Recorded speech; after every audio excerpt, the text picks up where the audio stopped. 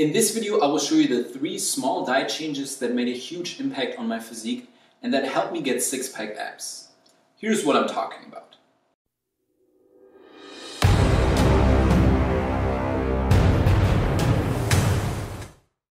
So when you're setting up a six-pack diet, there are several crucial factors that you need to keep in mind, like your calories, macronutrients, and so forth.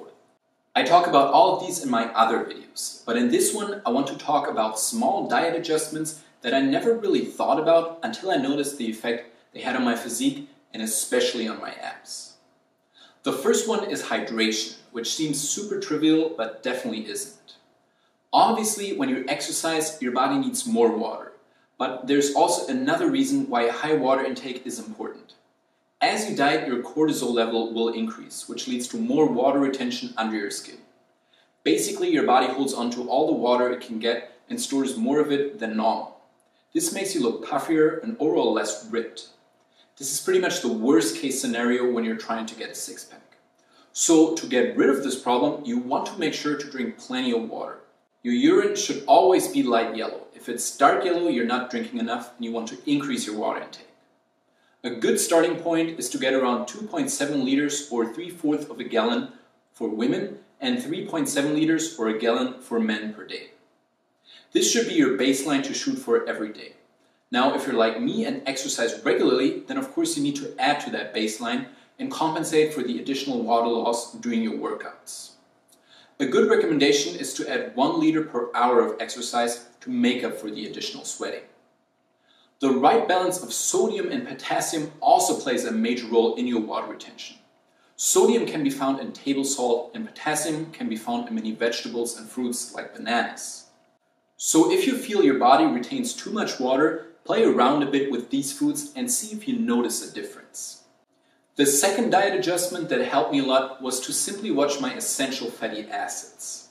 When you're following a calorie-restricted diet, you want to make sure to get enough essential fatty acids. Those are your omega-3s and omega-6s, which your body cannot make itself and needs to derive from foods.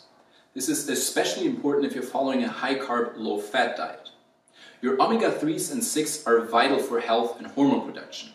Unfortunately, many people get very little omega-3 through their diet.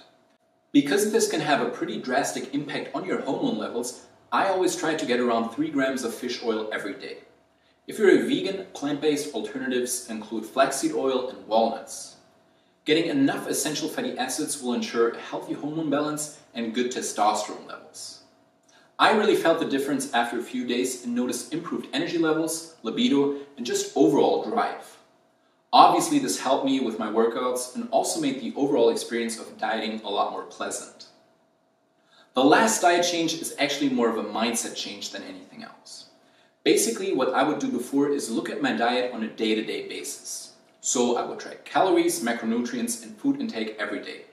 When I couldn't resist the temptation of some chocolate and went over my total daily calories, I would automatically get pissed and stressed out. This directly increased my cortisol levels and just made dieting so much more stressful. It took me a while to realize that changes in body fat levels happen over time, which is also why your diet doesn't have to be perfect every day, as long as you follow it long term.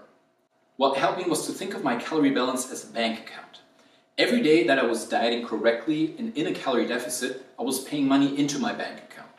Every day that I was cheating and not on a calorie deficit, I was taking money out of my bank account. What matters in the end are not the individual days, but how much total money or total calories you still have in your bank account.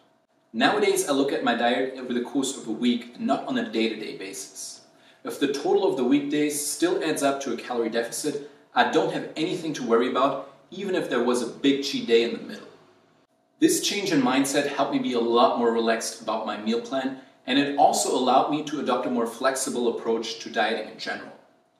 So these are my 3 small diet changes that had a great impact on my results. I hope you liked the video and I see you in the next one.